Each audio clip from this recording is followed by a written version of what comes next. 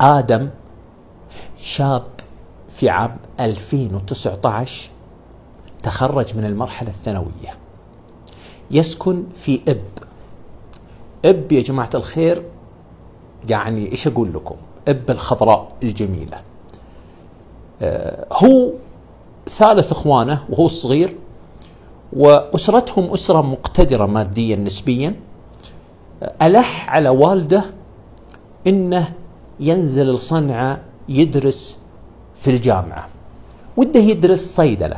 حلو تخصص الصيدلة، جميل جدا. وألح على والده، أبوه رفض. إيش مبرر أبوه؟ يقول أبوه يا ولدي ما لنا أحد في صنعاء، ما في أحد في صنعاء يعني حتى تكون معهم وممكن أنك يعني مثلا تزورهم يزورونك وتقضي وقتك معهم.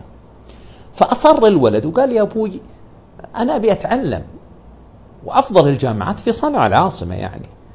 فتحت إلحاح آدم وافق نوح اللي هو الوالد، لكن اشترط نوح، قال يا ولدي أنا عندي شروط. وش هي؟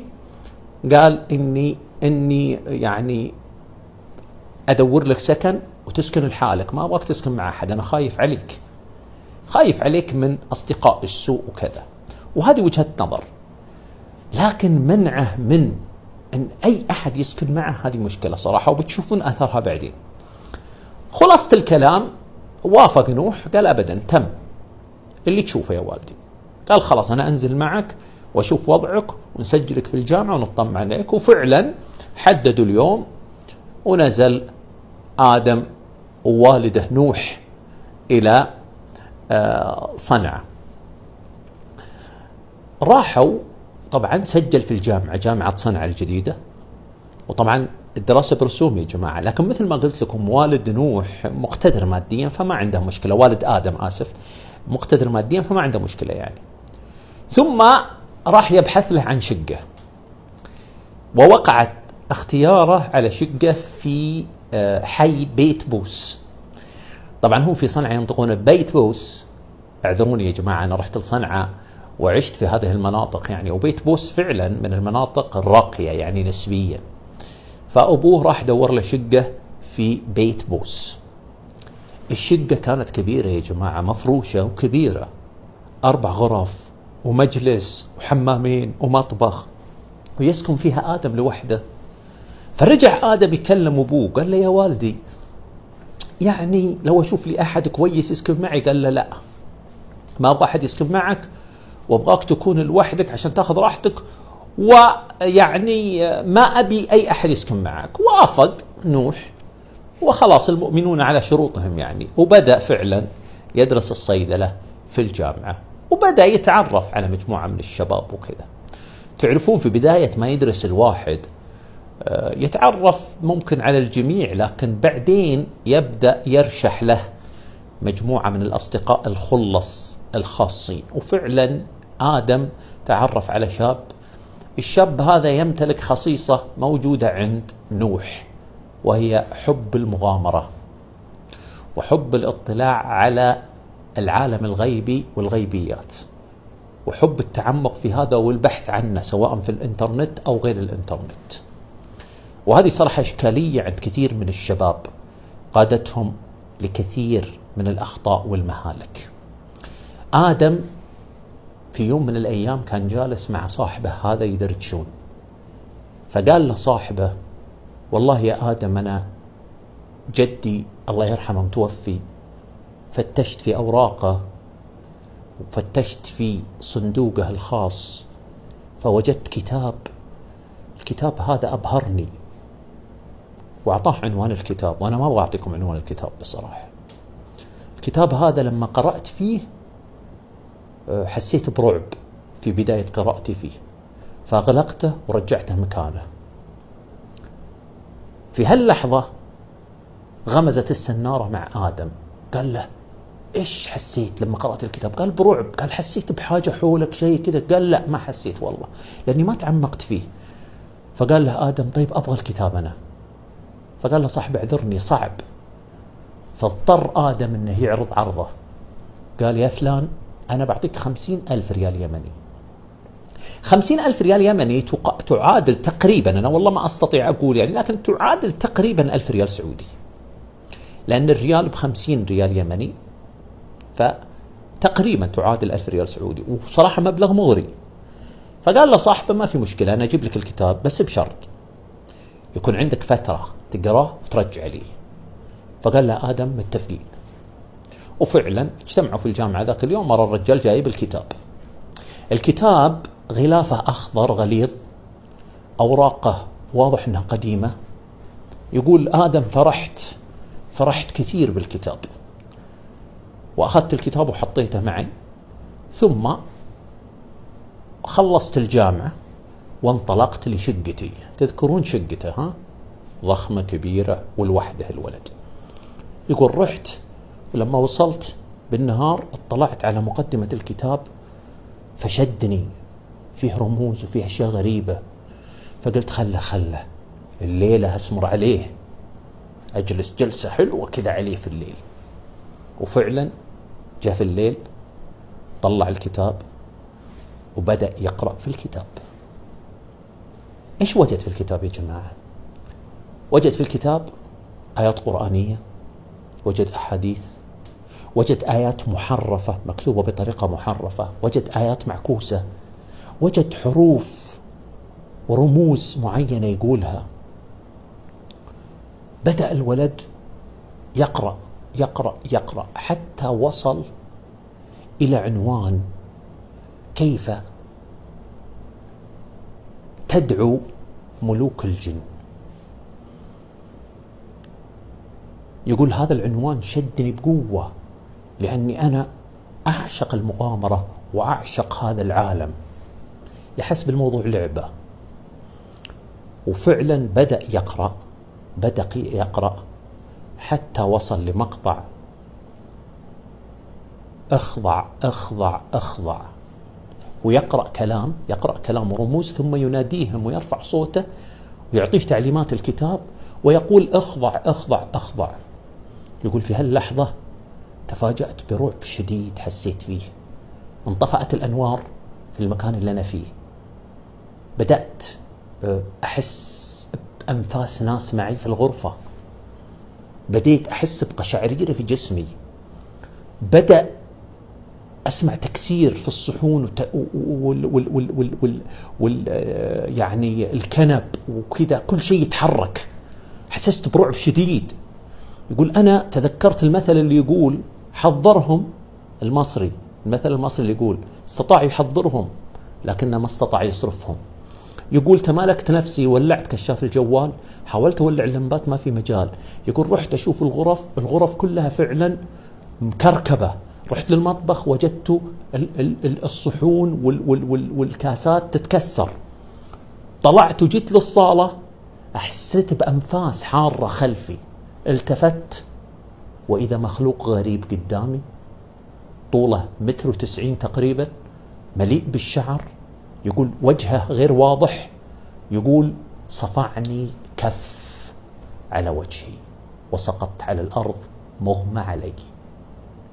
تخيلوا طول الليل وهو في الصالة مغمى عليه.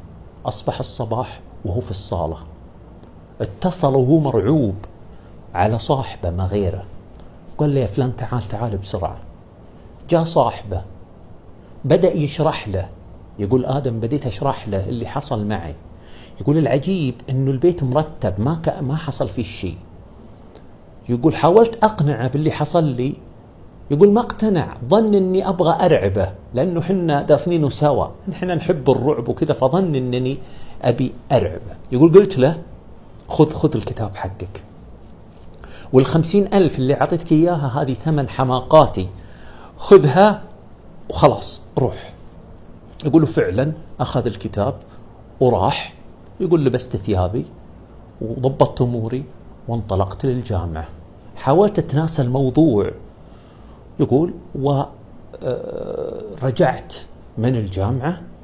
يقول لما رجعت من الجامعة أجي لغرفتي وألقى المفاجأة المدهشة، الكتاب نفسه على سريري. يا ربي أنا أعطيته صاحبي، أنا أتوهم ولا كيف؟ يقول رجعت اتصلت على صاحبي فلان، نعم أنا ما أعطيتك الكتاب حقك؟ قال لي أعطيتني إياه. قال بالله تأكد لي هو عندك ولا لا؟ يقول انتظرته على الجوال، راح يفتش في صندوق جدة، لأنه يقول رجعته للصندوق، فقال له ما وجدته. قال يا أخي هو عندي الآن. وهنا وقعت الإشكالية الضخمة. عرف في هاللحظة آدم إنه وقع في خطأ كبير. أخذ الكتاب وحط الكتاب في الدولاب وسكر عليه. يقول جيت أنام في الليل، الكتاب في الدولاب، طفيت الأنوار، أنوار الغرفة، وخليت النور خفيف وحاولت أنام. بديت أسمع أصوات جوا الغرفة، أصوات همهمات وأنفاس، كأنه في أحد معي في الغرفة. حاولت أتذكر الآيات اللي أنا حافظها، ما أتذكرها. يقول آدم أنا ما كنت مع الله، فالله سبحانه وتعالى ما كان معي. هذه كلمته. يقول أحاول أتذكر الآيات، يقول أتلخبط فيها من شدة الخوف. يقول حاولت أنام، نمت على الساعة 12 في الليل، وإذا في أحد يصحيني. قمت أناظر طفل قدامي، يقول مرعوب أنا، إيش جاب الطفل ده هنا؟ قال لي بابا بابا بابا. يقول قمت، ثم أعطاني ظهره ومشى وطلع. أشوف الصور، يقول حط صور، وهذه أيضا مشكلة، حط صور أمي وأبوي في الغرفة، وأشوف الصور أناظرها تضحك لي، يقول أحسها تضحك لي. خلاصة الكلام هو استدعاهم وجابهم وتورط فيهم. السر في الكتاب، السر في الجد، جد صديقه. إيش كان يا جماعة؟ أنا أترك الحكم لكم. خلاصة الكلام، جلس الولد مرعوب في الغرفة، ما استطاع ينام. يقول احتضنت ركبي. عرفتوا طريقة احتضان الركب؟ يعني جلس بطريقة طريقة الخايف، هو ساكن الحالة. وهذه إشكالية أيضا السكن لوحدك. يقول النبي عليه الصلاة والسلام إنما يأكل الذئب من الغنم القاصية. هذا الخطأ اللي وقع فيه أبوه من غير ما يشعر. يعني أنت ما أردت أن يسكن معه ناس ما هم كويسين، طيب شوف واحد من الناس الطيبين يسكنون معه. خلاصة الكلام، جلس مرعوب من الساعة 12 بالليل إلى الفجر. يقول توضيت ورحت أصلي الفجر، أنا منهك تعبان. رحت للمسجد، صليت صلاة الفجر وجلست في المسجد، ثم قعدت أشاور نفسي أنا أروح الجامعة ولا ما أروح الجامعة. ثم قلت لا والله ماني رايح الجامعة، أنا مرهق، أنا تعبان. وفعلا قرر يرجع لشقته، يرجع ينام لأنه مرهق. وفعلا رجع ونام نومة عميقة، مكسر هو. واللي حصل معه في الحقيقة يا جماعة مس الآن. يقول نمت على 10 بالليل، صحيت على صوت أمي، أسمع صوت أمي يناديني في الصالة، أمي في الصالة. يقول أنا راح عن ذهني موضوع إيش جاب أمي من الديرة وكيف دخلت البيت. يقول قلت أمي فرحت فيها. يقول طلعت من غرفتي على الصالة وأشوف امرأة مرعبة جدا واقفة قدامي، شعرها مغطي وجهها، لابسة روب طويل، وصوتها مرعب، تقول له يا آدم بن زينب، يا آدم بن زينب. يقول رعبت، خفت خوف شديد، طلعت من الشقة وعلى وجهي في الشارع وأنا مرعوب. وين راح ذهني؟ إلى إمام المسجد. قلت مالي بعد الله سبحانه وتعالى إلا إمام المسجد. يقول كنت أدل بيته ورحت فعلا وطقيت عليه. طلع لي الرجل، كلمت له وشرحت له اللي صار لي كله، فطمني وقال لي لا تخاف، كن مع الله سبحانه وتعالى لو لا تخاف، الله القوي وهم الضعفاء. صدق والله. يقول أخذني وراح معي لشقتي وقاعد يقرأ فيها القرآن، ثم قال لي وين الكتاب؟ طلعت له الكتاب، قال جيبه وتعال. يقول رحنا أنا وياه المكان خالي مكان كذا ما في أحد. ثم حفر للكتاب هذا وبدأ يقرأ عليه، يقرأ القرآن ويحرق هذا الكتاب ويكرر: أعوذ بكلمات الله التامات من شر ما خلق، أعوذ بكلمات الله التامات من شر ما خلق. يقول حرق الكتاب حتى أصبح الكتاب رماد. ثم قال لي: خلاص الآن توكل على الله سبحانه وتعالى، روح البيت شقتك ونم ولا لك إلا العافية بإذن الله. يقول آدم طلعت وفعلا رحت للشقة أنام. يقول بمجرد ما غمضت عيني وأصحى على رائحة في الغرفة، أناظر وإذا الغرفة تحترق، أطلع للصالة وإذا الشقة تحترق. خرجت مرعوب مرعوب للشارع أنادي وأصرخ وأستنجد بالناس. ورجعت للشقة مع الناس وإذا الشقة ما فيها شيء، لا فيها حريق ولا فيها شيء. تعبت. الناس حتى نظراتهم لي أنه هذا مريض. يقول نمت ذيك الليلة وأصبحت الصبح وأنا مقرر قرار أني أترك صنعاء وأترك الحياة في صنعاء. وفعلا ضبيت أغراضي وخرجت ورحت للديرة. يقول لما وصلت بيتنا تفاجأ فيني أبوي وأمي، وكنت تعبان مرة تعبان. يسألوني ايش فيك ايش فيك؟ يقول مثل المجنون أنا، ايش فيك ايش فيك؟ يقول ماني معهم ماني بحولهم. دخلت غرفتي وقال أبوي اتركيه اتركيه خليه يرتاح وبعدين نشوف. يقول دخلت الغرفة أنام. يقول نمت بعدين حسيت بثلاثة دخلوا علي الغرفة. يقول ما أشوف وجيه، سحبوني من رجلي لنصف الغرفة وضربوني ضرب مبرح، ضربوني ضرب مبرح. ثم ما عاد حسيت بنفسي أنا إلا بعد شهر. يقول لي أبوي إنه إحنا وديناك لقراء، وديناك الناس يرقونك، وكنت ملبوس كنت متلبس، والحمد لله رب العالمين من الله عليه بالشفاء، وتم يعني طرد هذه الأرواح الشريرة من هذا الشاب. يقول هو آدم، يقول عرفت أنا إن الموضوع ما هي مغامرات، الموضوع شوية حماقات.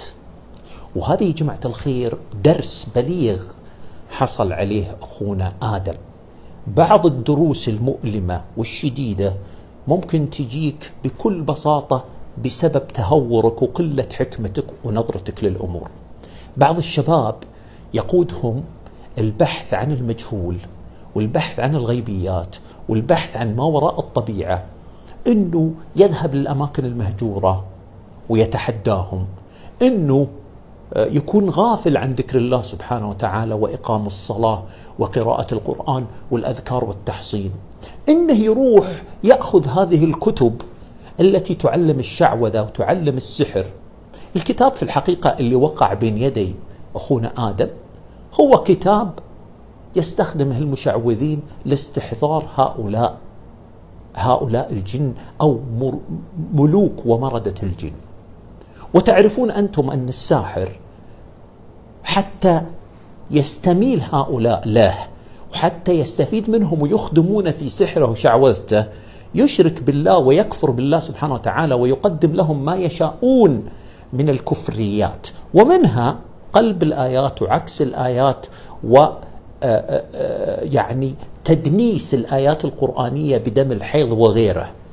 يا جماعة الخير، وما يعلمان من أحد حتى يقولا إنما نحن فتنة فلا تكفر. يا جماعة الخير، يقول النبي عليه الصلاة والسلام: من أتى كاهنا أو عرافا فصدقه بما يقول فقد كفر بما أنزل على محمد. قراءة هذه الكتب والاطلاع عليها أو متابعة هذه الأمور قد توصلك لأشياء لا تحمد عقباها. ومن عوفي فليحمد الله يا جماعة الخير، ولا تلقوا بأيديكم إلى التهلكة. أتمنى أن هذه الحلقة تنفع الشباب اللي يميلون للمغامرة ويميلون لإيذاء أنفسهم من غير ما يشعرون. هذا اللي عندي اليوم، هذا العطر اللي عندي اليوم اللي تستاهلونه وتستاهلون أكثر منه. السلام عليكم ورحمة الله وبركاته.